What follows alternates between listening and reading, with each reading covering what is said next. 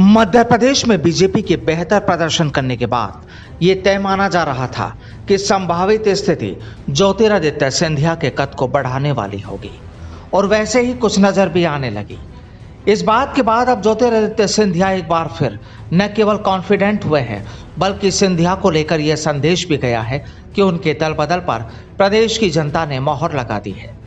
सिंधिया के इस कॉन्फिडेंट ने बीजेपी के सामने उनकी डिमांड भी बढ़ा दी है और वह अपने समर्थकों के लिए शिवराज सरकार और पार्टी संगठन के सामने नई मांग रख रहे हैं, जिसने उनके खेमे के नेताओं को अधिक से अधिक तवज्जो देने की बात की जा रही है।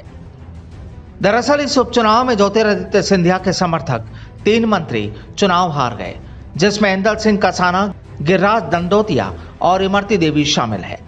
इनकी हार के बाद सिंधिया ने बीजेपी नेतृत्व के सामने ये मांग रखी है कि वह या तो निगम मंडलों के जरिए इन तीनों चेहरों को अप्रत्यक्ष तौर पर सरकार का हिस्सा बनाए, नहीं तो इसके एवज में किन्हीं 3 अन्य विधायकों को कैबिनेट में जगह दी जाए।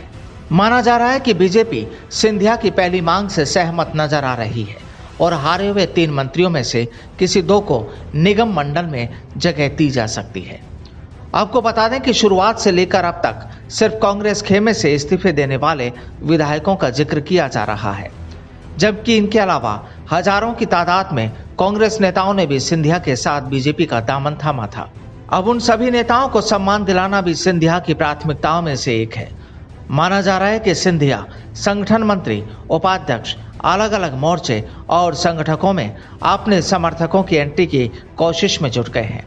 इस दौरान खासकर उन नेताओं को प्रमुख तरजीह दी जा सकती है जिन्होंने उपचुनाव में बेहतर परफॉर्मेंस किया है, लेकिन बीजेपी नहीं चाहती कि सिंधिया खेमे को एडजस्ट करने के चक्कर में कहीं भी ये संदेश ना जाए कि पार्टी किसी भी तरह की दुविधा से जूझ रही है। इसलिए वह अपने पुराने नेताओं के साथ सिंधिया समर्थकों को भी बड़ी सफाई के साथ एडजस्ट करने में जुटी हुई है।